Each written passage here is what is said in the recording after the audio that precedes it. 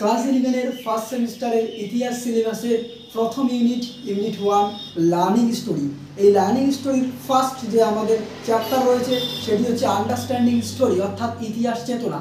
এই ইতিহাস চেতনার একটি গুরুত্বপূর্ণ টপিক হলো yearly sources of history and there nature, অর্থাৎ বাংলায় যদি আমরা বলি ইতিহাসের আদি উপাদান ও তার প্রকৃতি। আজকের আমাদের এই স্পেশাল ভিডিওটিতে বিস্তারিতভাবে আলোচনা করব yearly sources of history and there nature, অর্থাৎ ইতিহাসের আদি উপাদান ও তার প্রকৃতি নিয়ে। তাই ভিডিওটি ভালো লাগলে অবশ্যই একটি লাইক করে দিও এবং চ্যানেলে নতুন হয়ে থাকলে আমাদের শিক্ষা সংক্রান্ত নানা রকম নোটস, টিপস, ট্রিক্স, সাজেশন পেতে অবশ্যই সাবস্ক্রাইব করে দিও। এরকম ভিডিও একমাত্র আমাদের এই চ্যানেলেই পাবে, তাই তুমি অবশ্যই যদি সাবস্ক্রাইব না করে থাকো অবশ্যই সাবস্ক্রাইব করে দিও। তো চলো শিক্ষার্থীরা, দেরি না করে আজকের এই স্পেশাল ভিডিওটি আমরা শুরু করছি। প্রথমেই আমরা ইতিহাস কিন্তু কোনো মানুষের মন গড়া কথা নয়, ইতিহাস কিন্তু যুক্তি প্রামাণ্য তথ্যের ভিত্তিতে রচিত হয়। কিন্তু যদি আমরা ধরি প্রাগৈতিহাসিক ও প্রাগৈতিহাসিক যুগ, এই প্রাগৈতিহাসিক ও প্রাগৈতিহাসিক যুগের ইতিহাস রচনা করা খুবই কষ্টকর ও জটিল সাধ্য। যারা আমাদের প্রাগৈতিহাসিক ও ঐতিহাসিক যুগের নিয়ে ভিডিওটি দেখোনি, আমাদের ফার্স্ট সেমিস্টারের যে প্রথম টপিক তা আমরা অলরেডি কভার করেছি। যদি তুমি না দেখে থাকো অবশ্যই ডেসক্রিপশন বক্সের লিঙ্কে ক্লিক করে দেখে নাও। তো এই প্রাগৈতিহাসিক ও প্রাগৈতিহাসিক যুগের ইতিহাস রচনা কিন্তু অনেক কষ্টসাধ্য ব্যাপার। তাই এই প্রাগৈতিহাসিক যুগের বা প্রাগৈতিহাসিক যুগের ইতিহাস রচনার জন্য কিন্তু আমাদের ইতিহাসের যে প্রত্নতাত্ত্বিক উপাদান তার উপর নির্ভর করতে হয়, বা পুরাতাত্ত্বিক উপাদান, যাকে ইংরেজিতে বলা হয় আর্কিওলজিক্যাল সোর্সেস। প্রাচীনকালে ইতিহাস জানার জন্য কিন্তু আমাদের এই ইতিহাসের আদি উপাদান তথা যে ইতিহাসের যে প্রত্নতাত্ত্বিক উপাদান তার উপর নির্ভর করতে হয়। এই প্রত্নতাত্ত্বিক উপাদানগুলিকে আমরা চারটি ভাগে ভাগ করি। কি কি দেখো, একটি হচ্ছে জীবাশ্ম বা যাকে ইংলিশে বলা হয় ফসিলস, দ্বিতীয়ত হচ্ছে প্রাচীন মানুষের ব্যবহার্য হাতিয়ার ও অন্যান্য দ্রব্যাদি, তৃতীয়ত হচ্ছে গুহাচিত্র, চতুর্থত হচ্ছে প্রাচীন সমাধি ও মন্দিরের ধ্বংসাবশেষ। ওকে, তো এর মধ্যে আমরা একটা একটা করে বিস্তারিতভাবে আলোচনা করবো। দেখো, প্রাচীন যুগে যদি আমরা ধরি বিভিন্ন সভ্যতা, যেমন হরপ্পা সভ্যতা, সুমেরীয় সভ্যতা, মিশরীয় সভ্যতা, এগুলো কিন্তু মাটির নিচে খনন করে পাওয়া গেছে। তাই এই সভ্যতাগুলোর ইতিহাস জানতে গেলে কিন্তু আমাদের এই উপাদানগুলির ওপর অবশ্যই নির্ভর করতেই হয়। ওকে, তো প্রথমেই দেখো আমরা আসি জীবাশ্ম। এই জীবাশ্ম কি? জীবাশ্ম হচ্ছে কোনো মৃত মানুষ বা কোনো জীবজন্তু বা কোনো বস্তু, কোনো প্রাণী হতে পারে, তার যে ছাপ সেটাকেই আমরা জীবাশ্ম বলি। মাটির নিচে দীর্ঘদিন পড়ে থাকার ফলে সেখানে যে তার ছাপ পাওয়া যায় সেটাকে আমরা জীবাশ্ম বলি। তো এই আমাদের ইতিহাসের ক্ষেত্রে জীবাশ্মের গুরুত্ব কোথায়? প্রাচীন যুগের ইতিহাস জানার জন্য মানুষের বিভিন্ন মৃত কঙ্কাল, খুলি, মস্তিষ্ক, মানুষের হাড়গোড় ইত্যাদি কিন্তু জীবাশ্মের মধ্যে প্রস্ফুটিত হয়ে রয়েছে। তারপরে কি, যদি আমরা বলি যে ইতিহাসে যে যুগের পরিবর্তন, অর্থাৎ উষ্ণ যুগ থেকে হিম যুগ, মনে করা হয় এই জীবাশ্ম থেকেও প্রমাণিত যে প্রায় ইতিহাসের ক্ষেত্রে 4টি হিম যুগের আমরা পরিচয় পাই। তাই ইতিহাসের ক্ষেত্রে এই জীবাশ্মের গুরুত্ব অপরিসীম। প্রাচীন অর্থাৎ প্রাগৈতিহাসিক ও প্রাগৈতিহাসিক ঐতিহাসিকের ইতিহাস জানার জন্য কিন্তু আমাদের এই জীবাশ্মের উপর নির্ভর করতেই হয়। তো এই জীবাশ্ম যদি আমরা ধরি ভারতবর্ষের ইতিহাসে, যেমন ভারতে ও কেনিয়াতে রামাপেথিকাস, আফ্রিকায় অস্ট্রালোপেথিকাস, চীনে পিকিং মানব বা জাভা মানব ইত্যাদি আমরা পরিচয় কিন্তু এই জীবাশ্মের মধ্যেই পাই। কারণ এই জীবাশ্মের মধ্যেই কিন্তু ভূতাত্ত্বিক যে যুগ বিভাজন, অর্থাৎ আবহাওয়ার যে পরিবর্তন, তার বিস্তারিত বর্ণনা কিন্তু আমরা জীবাশ্মের মধ্যেই পাই। অর্থাৎ এই জীবাশ্মের মধ্যেই কিন্তু যে যুগের বিভাজন, হিম যুগ, উষ্ণ যুগ, কোন সময় কী আসছিল, তারপরে হচ্ছে তখনকার সময় মানুষের বিবর্তনের ধারা, সেটা আমরা কিন্তু এই জীবাশ্মের মধ্যেই পাই। তাই জীবাশ্মের গুরুত্ব কিন্তু প্রাগৈতিহাসিক ও প্রাগৈতিহাসিক এর ইতিহাস জানার জন্য অবশ্যই গুরুত্বপূর্ণ। তো আমরা প্রথমে আলোচনা করলাম জীবাশ্ম, যেটি ইতিহাসের একটি আদি উপাদান, ওকে, বা প্রত্নতাত্ত্বিক উপাদান। নেক্সট আমরা আসি প্রাচীন মানুষের ব্যবহার্য হাতিয়ার ও অন্যান্য দ্রব্যাদি। আমরা প্রত্যেকেই জানি যে আদিম মানুষ হাতিয়ারের ব্যবহার ও অন্যান্য দ্রব্যাদি, অর্থাৎ প্রাচীন যুগের যদি আমরা হাতিয়ারের ভিত্তিতে বিভাজন করি, এই হাতিয়ারের ভিত্তিতে প্রাচীন যুগকে কিন্তু আমরা 3টি ভাগে ভাগ করব। কয়টি ভাগে? 3টি ভাগে ভাগ করব। কি কি ভাগ? একটিকে আমরা বলি প্রাচীন প্রস্তর যুগ, দ্বিতীয়টিকে আমরা বলি মধ্য প্রস্তর যুগ, আরেকটিকে আমরা বলি কি নব্য প্রস্তর যুগ। ওকে, একটি হলো প্রাচীন প্রস্তর যুগ, একটি মধ্য প্রস্তর যুগ, একটি নব্য প্রস্তর যুগ। আমরা সংক্ষিপ্ত আকারে এটি আলোচনা করে নিব যে প্রাচীন প্রস্তর যুগ। দেখো, এই প্রাচীন প্রস্তর যুগে যদি আমরা ধরি আদিম মানুষ তাদের হাতিয়ারের বিবর্তন যদি আমরা ধরি, প্রথম দিকে প্রাচীন প্রস্তর যুগে মানুষের হাতিয়ার ছিল ভোঁতা ও অমসৃণ। তারা শিকারের কাজে, বৃক্ষ ছেদনের কাজে, এছাড়াও বিভিন্ন কাজে তারা এই হাতিয়ারকে ব্যবহার করত। কিন্তু হাতিয়ারগুলি ছিল ভোঁতা ও অমসৃণ। অর্থাৎ প্রাচীন প্রস্তর যুগে যদি আমরা হাতিয়ারের বিবরণ দেখি, সেখানে আমরা হাত কুটার বা হ্যান্ডেক্সের বিবরণ পাবো। এছাড়াও কি এ সময়কালে ছুরি, তীর, বর্ষা, ফলা ইত্যাদি আমরা হাতিয়ারের বিবরণ পাই। তাহলে প্রাচীন প্রস্তর যুগে আমরা হাতিয়ারের সংক্ষিপ্ত বিবরণ জানলাম। এরপরে আমরা আসি মধ্যপ্রস্তর যুগ। মধ্যপ্রস্তর যুগে কিন্তু হাতিয়ারের ক্ষেত্রে একটা ব্যাপক পরিবর্তন ঘটল। হাতিয়ার মসৃণ হলো, একটু ধারালো হলো। অর্থাৎ প্রাচীন প্রস্তর যুগের তুলনায় হাতিয়ারের ক্ষেত্রে বিবর্তন একটু ধারালো হলো, একটু মসৃণ হলো। এই মধ্যপ্রস্তর যুগে হাতিয়ারের বিভিন্ন রকমের বিচিত্র দেখা যায়। এই জন্য মনে করা হয় মধ্যপ্রস্তর যুগকে বলা হয় ক্ষুদ্রাতির যুগ, অর্থাৎ ক্ষুদ্র পাথরের যুগ, যাকে ইংলিশে বলা হয় মাইক্রোলিথিক এজ। ওকে, তাহলে এই যুগে আমরা হাতিয়ারের ক্ষেত্রে উন্নতির ছাপ স্পষ্টভাবে লক্ষ্য করতে পারি। এর ফলে আমরা আসি নব্যপ্রস্তর যুগ, অর্থাৎ যাকে ইংলিশে বলা হয় নিওলিথিক এজ।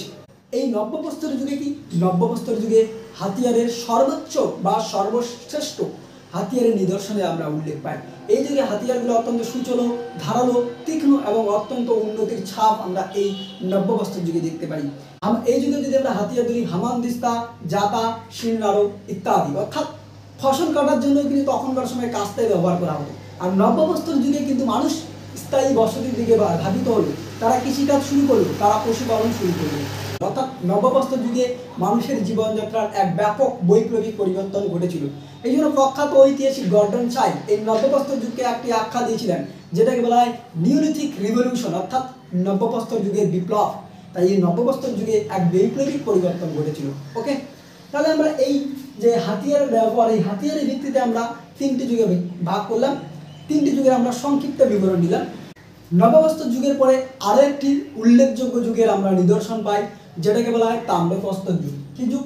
আরেকটাকে আমরা বলবো তাম্রপ্রস্তর যুগ। ওকে, দেখো তাম্রপ্রস্তর যুগ কেন বলা হচ্ছে?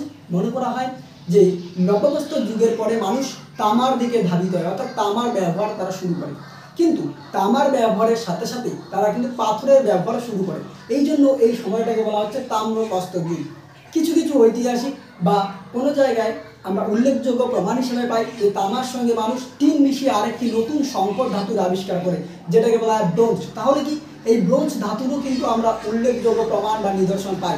কিন্তু অনেক ঐতিহাসিকদের মধ্যে এই নিয়ে তীব্র মতভেদ রয়েছে যে ব্রোঞ্জ ধাতুর কোনো ব্যবহার নিয়ে একটি সন্দেহ বা সংকটজনক অবস্থা আমরা উল্লেখ পাই। ওকে, তাহলে এই নবপ্রস্তর যুগের পরে আরও একটা উল্লেখযোগ্য যুগের নিদর্শন আমরা পাই, সেটি হচ্ছে তাম্রপ্রস্তর যুগ। বোঝা গেছে?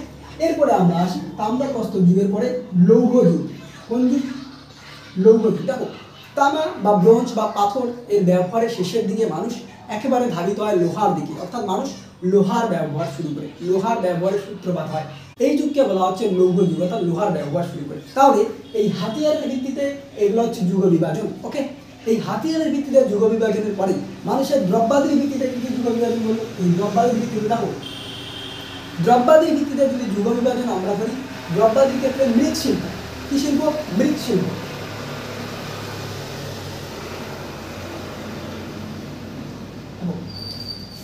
নবপ্রস্তর যুগে মৃৎশিল্পের ক্ষেত্রে এক অভাবনীয় অগ্রগতির আমরা লক্ষ্য পাই, কারণ মৃৎশিল্পের ক্ষেত্রে কুমোরের চাকা আবিষ্কৃত হয়। এই কুমোরের চাকা আবিষ্কারের ফলে শিল্পের ক্ষেত্রে এক ব্যাপক পরিবর্তন হলো। মানুষ নানা আকৃতির, নানা রঙের, বিভিন্ন ধরনের তারা মৃৎপাত্র আবিষ্কার করতে শুরু করে। ওকে, এর ফলে কি এই সময়কালে যদি আমরা দেখি পুঁথি, লকেট, তারপর হচ্ছে মাটির বিভিন্ন পাত্র, ঝিনুক ইত্যাদি শিল্পের দিকে মানুষ ধাবিত হয়। ওকে, এরপরে আমরা দেখব, পরবর্তীতে আমরা দেখব গুহাচিত্র।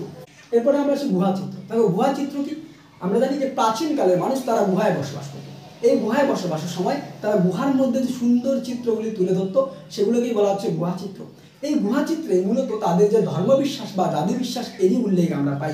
এই গুহার চিত্রের মধ্য দিয়ে আমরা তখনকার সময়ে বিভিন্ন দিকের পরিচয় পাই, যেমন দলবদ্ধভাবে শিকার, তাদের বিভিন্ন জন্তুর ছবি আমরা পাই, বাইসন, ম্যামথ, হাতি ইত্যাদি। অর্থাৎ এই সময়কালে যে গুহাচিত্র, এই গুহাচিত্র কিন্তু এগুলো কিন্তু একটা উল্লেখযোগ্য প্রমাণের দিকে আমাদের ধাবিত করে। যেমন এই গুহাচিত্রের আমরা পরিচয় আমাদের ভারতবর্ষে যদি আমরা দেখি, ভারতবর্ষের ভীমবেটকা গুহাচিত্র উল্লেখযোগ্য একটি। এছাড়াও বিশ্বের ইতিহাসে যদি আমরা ধরি স্পেনের আলতামিরার গুহা, এছাড়াও ফ্রান্সেও কিন্তু শতাধিক এরকম গুহা চিত্র পাওয়া গেছে। ওকে, এরপরে আমরা আসি সর্বশেষ প্রাচীন সমাধি ও মন্দিরের ধ্বংসাবশেষ। দেখো, এই বিভিন্ন সভ্যতা যেমন হরপ্পা সভ্যতা, সুমেরীয় সভ্যতা, মিশরীয় সভ্যতা, এদের ইতিহাস জানতে গেলে কিন্তু আমাদের প্রত্নতাত্ত্বিক উপাদান হিসাবে এই মন্দির বা সমাধির উপর নির্ভর করতেই হয়।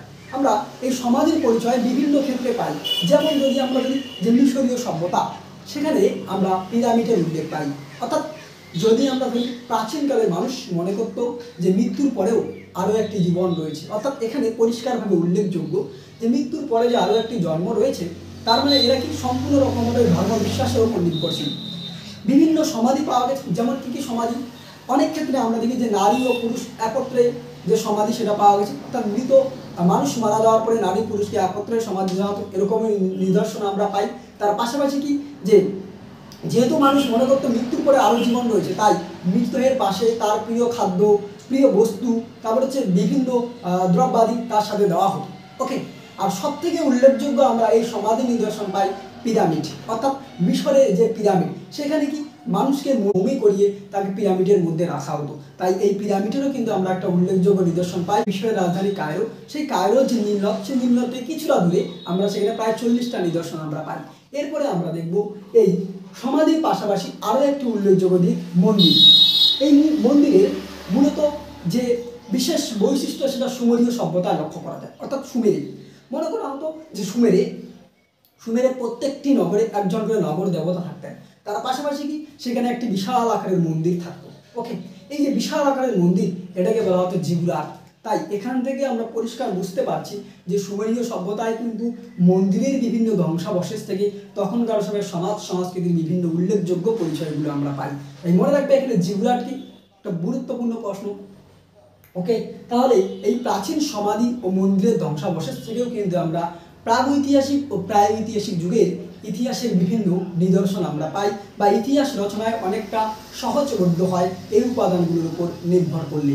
তো আজকে আমরা বিস্তারিতভাবে আলোচনা করলাম যে প্রাগ ইতিহাস ও প্রাগৈতিহাসিক যুগের যে ইতিহাসের আদি উপাদান ও তার প্রকৃতি, অর্থাৎ yearly sources of history and there nature. অর্থাৎ এই যে এই টপিকটিতে এই উপাদানগুলি আমরা পাবো। 1 নম্বর জীবাশ্ম, 2 নম্বর হাতিয়ার ও দ্রব্যাদি, 3 নম্বর গুহাচিত্র, 4 নম্বর সমাধি ও মন্দিরের ধ্বংসাবশেষ। তো আজকের এই স্পেশাল ভিডিওটিতে আমরা ফার্স্ট সেমিস্টারের যে ফার্স্ট চ্যাপ্টার আন্ডারস্ট্যান্ডিং হিস্টোরি এর গুরুত্বপূর্ণ একটি topic yearly sources of history and there nature, এটা নিয়ে বিস্তারিতভাবে আলোচনা করলাম। তাই ভিডিওটি ভালো লাগলে অবশ্যই একটি লাইক করে দিও এবং বন্ধুদের মাঝে শেয়ার করো এই সুন্দর একটি বিষয় সবার সামনে বোঝার জন্য। আর অবশ্যই এরকম সংক্রান্ত ভিডিও একমাত্র আমাদের চ্যানেলই পাবে, তাই অবশ্যই সাবস্ক্রাইব না করে থাকলে সাবস্ক্রাইব করে দিও। তো দেখা হচ্ছে পরবর্তী কোনো এক ভিডিওতে, ততক্ষণ পর্যন্ত পড়তে থাকো, জানতে থাকো এবং অবশ্যই আমাদের পাশে থাকো।